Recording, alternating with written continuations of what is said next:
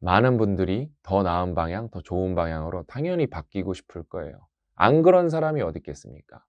저도 그런 사람 중에 하나인데.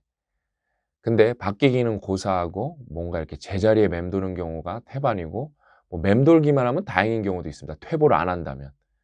그러니까 이렇게 바뀌는 게 어려운데 왜 그럴까요?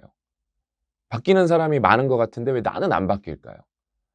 이제 그걸 제가 조금 더 구체적으로 오늘 정확하게 정리해드리고 그 관련 사례를 하나 말씀드릴 건데, 일단 여러분 바뀌는 거를 단계가 있으면은 그거를 안 하면은 당연히 안 바뀌겠죠. 그래서 오늘 4단계로 간단하게 정리해 드리면은, 이 단계도 사실 하나하나가 복잡한데 그래도 크게 4개 카테고리로 정리해 드리면은, 첫 번째 단계는 계기입니다. 계기.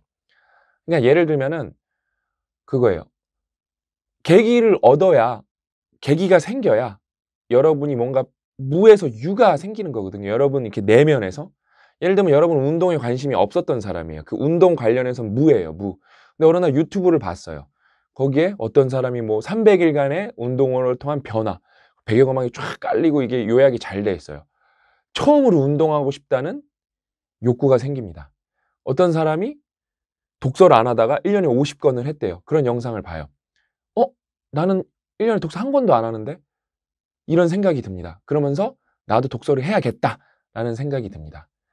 그러니까 이런 계기랑 접점을 가져야 돼요. 뭐 그래서 유튜브를 볼 수도 있고, 뭐 뉴스를 볼 수도 있고, 책을 읽을 수도 있고, 방법은 많겠죠. 그래서 아무것도 안 하면은 당연히 안 바뀝니다. 최소한 이거는 노력에서 가장 낮은 단계인데, 이렇게 두리번 거리고 관심을 갖고 기웃기웃 하셔야 돼요. 이 계기가 중요합니다. 그래서 계기를 접했어. 계기가 생겼어. 그 다음에 어떻게 돼야 될까요? 이거는 제가 좀 구체적으로는 처음 정의해 드린 것 같은데, 계기 다음에는 인정이에요. 그래, 난 이걸 한 적이 없었네. 난 이렇게 안 해봤네. 내가 안 한 거에 대해서, 내가 시도 안 한 거에 대해서, 심지어 내가 노력 안 한 거에 대해서 인정을 해야 됩니다. 이거가 생각보다 많이 생략이 돼서, 이게 여러분, 맞아요. 사회의 구조적인 문제도 있기 때문에 내가 노력을 해도 안 되는 부분도 있습니다. 그건 팩트예요. 근데 그것도 다 정도의 차이거든요. 내가 노력할 부분이 그래도 있는데 그걸 안 해놓고 그냥 만약에 모든 걸 사회 문제로 치부해버리면 답이 없는 거예요. 그래서 안 바뀌는 거예요. 계기는 있었는데 거기서 다시 가라앉는 거예요. 계기가 꺼지는 거죠. 그래서 인정을 해야 됩니다. 이 1, 2단계만 넘어가도 생각보다 한 3, 40%는 끝난 것 같아요. 근데 이게 안 돼서 아예 안 바뀌는 거예요. 그다음에 세 번째는 간단하지만 제일 어려운 거, 시작을 해야 됩니다. 시작은 좀 무서워요. 왜냐면 안 해본 거기 때문에 저항도 크고, 그다음에 실패에 대한 두려움도 있습니다. 요거 넘어서는 게 어려워요. 그래서 시작이 반이라는 게, 그냥 시작이 반인데 그 시작 전에 계기와 인정이 있어야 되니까 한 다 지분 18%씩 갖고 가면 될 것 같아요. 그래서 진짜 시작까지가 딱 반인 것 같아요. 마지막은, 난 마지막 그런 반이 있어야 완성이 될 거 아니에요. 유지. 이거는 뭐 매우 어려운 과정입니다. 근데 여기까지 안 와본 분들도 너무 많아요. 계기, 인정, 시작. 그 다음에 유지가 이제 퀄리티가 있고 정도의 차이가 있는데, 그거는 제가 나중에 따로 한 편 뽑아서 한번 기회가 되면 말씀드릴게요. 그래서 이런 과정을 통해야 우리가 바뀌는 건데, 이걸 모르니까 일단 여러분 두리번 거리는 게 제가 최소한의 노력이랬잖아요. 이것만 잘해도, 좋은 유튜브 영상만 봐도 바뀔 계기가 여러분들한테 무의식 속에 스며든다니까요. 되게 중요한 거죠. 근데 오늘 그거를 너무 완벽하게 잘한 사례가 있어갖고, 그 다음에 그 심리적 묘사를 너무, 그 저희 책이죠, 인생은 실전이다를 보시고 서평에 녹여주신 분이 계셔갖고 제가 또 허락을 받고 이렇게 영상을 찍어드립니다. 제가 한번 쭉 읽어드릴게요. 한번 들어보세요. 너무 여러분 구구절절해서, 저는 이 영상이 뭐 한 2, 3만 명 본다면은 200명, 300명은 이분 때문에 계기가 생기고 시작까지 바로 가지 않을까 저는 생각을 해봅니다. 제가 쭉 읽어드릴게요. 사회생활 좀 아는 선배들의 필살기. 이제 블로그 닉네임은 복희님이세요. 두 아이의 어머님이십니다.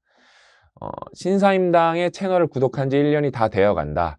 첫 만남은 유튜브의 우연한 알고리즘으로 접하게 된 것 같다. 뭐 계기가 생긴 거죠. 이 사람은 도대체 뭐 하는 사람이길래 신사임당이라는 이름을 함부로 가져다 쓰는 건가 싶었다. 단순히 5만 원권의 신사임당이 있어서 그냥 채널 이름을 신사임당이라고 붙였다고 한다. 철저히 세속적이다. 숨기지 않고 솔직하다. 이게 그의 매력이다. 이분도 신사임당님의 팬이신가 보네요. 채널에 있는 거의 모든 인터뷰 영상을 다 본 것 같다. 채널 소개 글에도 적혀 있지만 특별하지 않은 보통 사람들의 이야기가 많다. 하지만 그저 그렇게 하루를 보내는 사람들이 아니고 자신이 이루고자 하는 무언가를 이루었거나 이루어내려고 노력하는 사람들이다. 맞죠? 많은 인터뷰 영상을 보며 보통의 나도 목표를 세우고 꾸준히 노력하면 되겠다는 생각을 갖게 해주었다. 이제 계기가 조금씩 구체화되는 거죠. 지금은 없어졌지만 너나이님과 함께하는 부동산 좀 아는 선배 코너를 특히 좋아했다. 목요일 낮 12시부터 1시까지 실시간으로 부동산 상담을 해주는데 가끔 어떤 사연에서 신사임당님과 너나이님이 막 울면서 얘기하는데 나도 같이 얼마나 울고 짜고 코를 풀어대며 밥을 먹었는지 지금도 뭉클하다. 신사임당 채널에 많은 고수분들이 나오는데 저도 개인적으로 너나이님을 좋아해요. 많은 조언이 있지만 그분이 확실히 좀 진정성도 있고 실력도 있으시고 뭐라 그럴까요? 좀 울림이 있는 것 같아요, 너나이님이. 저도 그래서 아주 좋아하고 저희 채널에도 출연하셨었는데 체인지 그라운드에도 야 너나이님 우리 한번 모셔보자 라고 제가 제안도 했었습니다. 사연자의 사정이 딱한 것도 있지만 두 분이 정말 진심을 다해 상담을 해주었다. 특히 너나이님이 사연자를 위해 하나씩 제시해주는 해결책은 명쾌하면서도 사려 깊었다. 너나이님은 랜선 친정 오빠 느낌이라서 다른 채널에서 보면 얼마나 반갑고 마음이 아린지 가로하고 신사임당 채널에 나만 버려두고 떠났어. 눈물. 이제 정규 방송을 안 하시니까 속상하신가 봐요. 그다음에 너나이님이 신사임당님이랑 좀 케미가 좋아요. 밥을 먹으면서 봐서 그런가 식구 같은 느낌이다. 이게 이제 새로운 형태의 어떤 뭐랄까 유기체, 새로운 형태의 뭐랄까 우리의 사람들의 구성원이 만들어지는 새로운 시스템인 것 같아요. 랜선 식구 같은 것들. 함께했던 시간들 행복했어요. 신사임당님 채널을 보면 확실히 재테크, 주식, 부동산 장사에 눈이 많이 떠졌다. 신영준 박사님은 체인지 그라운드라는 유튜브 채널과 상상스퀘어의 수장이다.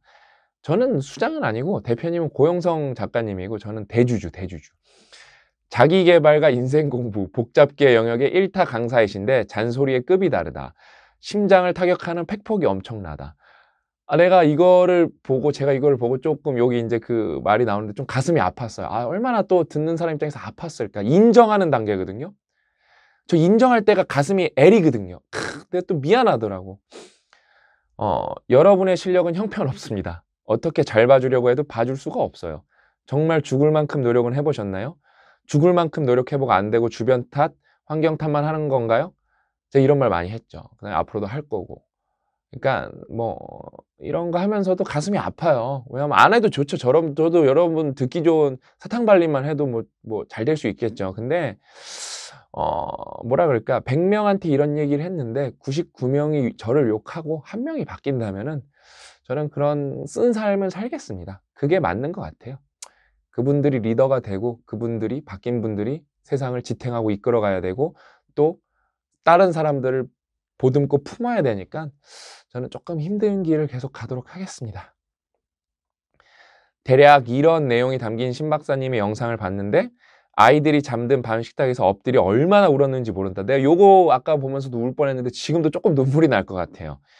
신 박사님의 질문에 나의 대답은 아니요였기 때문이다. 이분은 아까 계기를 얻었잖아요. 저랑 신사임당 같은 사람을 유튜브에서 랜선 오빠처럼 만난 거죠.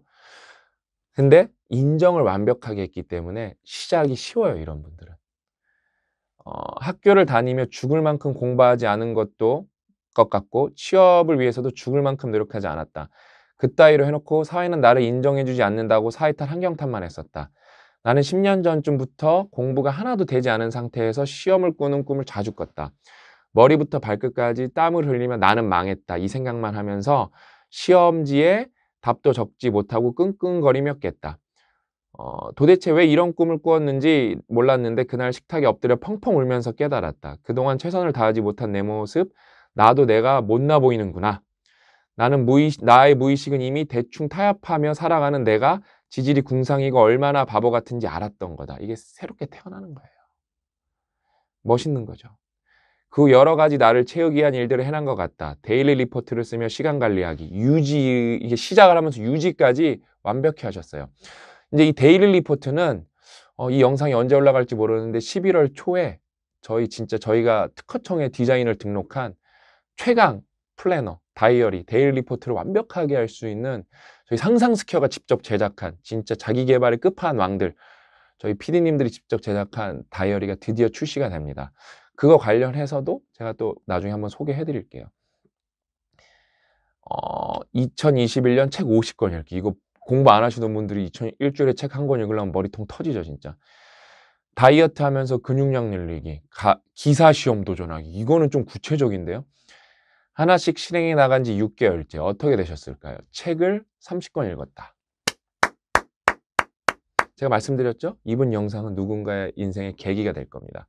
인생은 실전이다가 30번째 책. 살은 7kg 뺐다.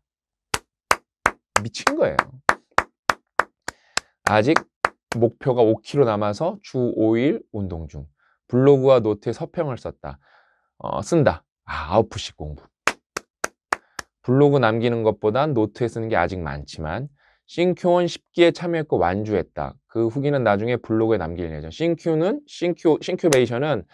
저희 이제 상상스퀘어가 운영하는 독서 모임이죠. 여기에는 정말 수준 높은 책을 하기 때문에 이걸 완주했다는 것 자체는 사실 클래스가 퀀텀 점프한 거예요. 예를 들면 요번 기수에는 제가 최근에 신박사 TV에서 소개해드린 존 메이너드 케인스가 나오죠. 이건 홍 박사님이 감수를 하셨고 홍 박사님이 인생책이라고 한 책이에요. 이 책은 책 두께 자체가 800쪽이고 이 책을 읽으면 케인즈가 이런 사람이었구나. 거시경제가 이렇게 탄생했고 우리는 양적 완화, 케인즈의 시대에 살고 있구나. 이런 걸 깨닫게 됩니다. 어려워서 한글인데도 읽어도 뭔 말인지 모르실 수도 있어요. 근데도 이악 물고 읽어나가시면 됩니다. 왜? 여기에는 실패라는 게 없어요. 도전이고 내가 노력한 만큼 내 내공이 쌓이는 남는 것만 있지 이런 데는 실패라는 게 없습니다. 우리가 계속 시험 생각에 실패라는 어떤 두려움 때문에 시작을 못하고 하다가 포기하는 것도 괜찮거든요. 근데 그게 뭔가 잘못됐다는 프레임이 있는데 요번 계기로 다 그런 걸 좀 많은 분들이 깨셨으면 좋겠어요. 그 다음에 하이라이트, 기사 시험에 응시했다. 비록 떨어졌지만 졸업하고 13년 만에 전공 공부를 했다. 머리를 짜내며 공부한 게 얼마 만인지 시도했다는 경험 자체가 새로운 자극이 되었다. 할 말이 없죠? 진짜 할 말이 없죠? 무언가 시도하고 노력하고 실패하고 성공하는 경험들이 나에게 찾아왔다. 새롭게 태어나신 겁니다. 축하드립니다. 두 아이만 키우며 육아에 지친 나를 깨우고 온전한 나를 찾아 앞으로 나아가게 만든 이 두 분이 쓴 책, 인생은 실전이다. 라고 이렇게 책 표지도 넣어주시고 책에 조금 이제 인상 깊은 분들을 발췌해 주셨는데 제가 읽어드릴게요. 젊어서 고생은 절대 하지 말아라. 이게 무슨 얘기냐? 124쪽에 나온 내용이래요. 돈 버는 일을 선택할 때 조금이라도 여유가 있거나 보수가 압도적으로 크지 않다면 이를 통해 어떤 능력치를 쌓을 수 있는지 더 높은 우선순위로 정하라. 인생 전체를 놓고 봤을 때 돈보다 훨씬 중요한 것을 얻을 수 있다. 젊어서 생각 없이 고생하다 몸과 마음만 상하는 경우가 많다. 이게 되게 중요하죠. 이런 조언을 저는 누가 일찍 해줬으면 정말 지금 조금 더 나은 사람이 되었을 것 같거든요. 그러니까 제가 이제 썼던 게 젊어서 저는 대학교를 다니면서 과외를 많이 했는데 과외가 단위 시간당 당시에는 수입이 가장 높았죠. 근데 돌아간다면은 과외는 좀 줄일 거예요. 안 하진 않을 거예요. 좀 많이 줄이고 뭔가 내가 젊어서만 경험할 수 있는 그다음에 내공이 될 수 있는 일을 많이 저는 해보고 싶습니다.